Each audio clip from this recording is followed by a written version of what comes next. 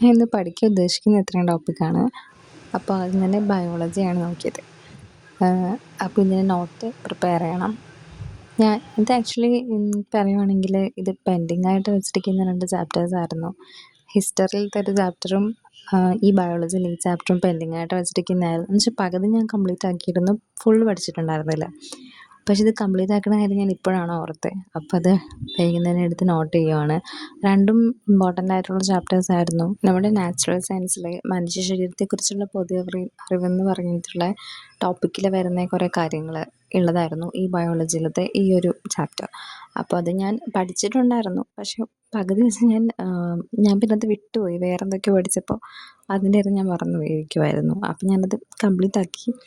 പിന്നെ ഹിസ്റ്ററിയിലത്തെ ഒരു വൈക്കം സത്യാഗ്രഹമൊക്കെ ഉള്ള ഒരു ചാപ്റ്റർ അതും പഠിച്ചു.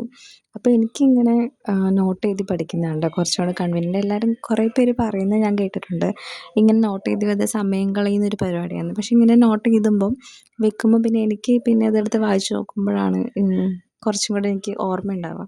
ഈ ഷോർട്ട് നോട്ട് എഴുതുമ്പോൾ എനിക്ക് ചിലപ്പോൾ എനിക്ക് പെട്ടെന്ന് മറന്നു പോകുന്ന ഒരാളാണ് ഞാൻ. അപ്പോൾ എനിക്ക് മറന്നു പോകും, പിന്നെ എനിക്കൊന്നും ഓർമ്മ ഉണ്ടാവില്ല. അപ്പം ഞാനിങ്ങനത്തെ ഒരു മെത്തേഡാണ് കേട്ടോ ഫോളോ ചെയ്യുന്നത്. നിങ്ങൾക്കൊക്കെ എങ്ങനെയാണ്? പിന്നെ ഞാനിങ്ങനെ സാധാരണ ടൈം ടേബിളൊക്കെ ഉണ്ടാക്കി വെച്ചാലും ഞാൻ അതനുസരിച്ച് പഠിക്കാത്ത ഒരാളാണ്. എനിക്കിത് ഫോളോ ചെയ്യാൻ പറ്റാറില്ല. ഞാനപ്പോൾ തോന്നുന്നത് ചിലപ്പോൾ ആ ടൈം ടേബിൾ ഞാൻ സെറ്റ് ചെയ്ത് വെച്ചിരിക്കുന്ന പോലെ ചാപ്റ്റേഴ്സ് എനിക്ക് ആ ഒരു സബ്ജക്റ്റിനോട് താല്പര്യം തോന്നാത്ത ഡേയ്സ് ആണെങ്കിൽ എനിക്കിഷ്ടമുള്ള ചാപ്റ്റേഴ്സ് എടുത്താണ് പഠിക്കുന്നത്. ഞാനപ്പോൾ ഓർത്തിരിക്കുന്നത് ഈ ഒരു ക്വാളിറ്റി ടൈം നമുക്ക് അത്യാവശ്യം നല്ല രീതിയിൽ നോട്ട് പ്രിപ്പയർ ചെയ്ത് വെച്ചാൽ ഇനി വരുന്ന ഈ എക്സാമിന് ഇത് ക്രാക്ക് ചെയ്യാൻ എനിക്ക് പറ്റില്ലെങ്കിലും നെക്സ്റ്റ് എക്സാമിന് അത് യൂസ് ചെയ്യാന്നുള്ളൊരു രീതിക്കാണ് ഞാനിപ്പം ഡീറ്റെയിൽ ആയിട്ട് നോട്ട് പ്രിപ്പയർ ചെയ്യുന്നത്. പിന്നെ അതെടുത്ത് റിവൈസ് ചെയ്താൽ മതിയല്ലോ എന്നാണ് ഞാനിപ്പോൾ വിചാരിക്കുന്നത് കേട്ടോ. അപ്പം ഞാൻ അതുകൊണ്ടാണ് ഇത്രയും ഡീറ്റെയിൽ ആയിട്ട് നോട്ട് ചെയ്യുന്നത് കേട്ടോ. ചിലപ്പോൾ ഇത് കാണുന്നവർക്ക് വിചാരിക്കുന്നുണ്ടാവും ഇതിങ്ങനെ പകർത്തെഴുതി സമയം കളയുന്ന പോലെയെന്ന്.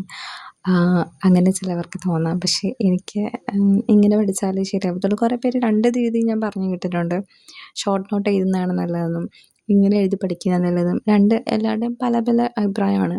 എനിക്ക് തോന്നുന്നത് ഓരോരുത്തരുടെയും പഠിക്കുന്ന ഇതുപോലെയാണെന്ന് തോന്നുന്നു. അപ്പോൾ അത്രയേ ഉള്ളൂ. എല്ലാവരും എക്സാമിന് വേണ്ടി നന്നായിട്ട് തന്നെ പ്രിപ്പയർ ചെയ്യാൻ നോക്കുക.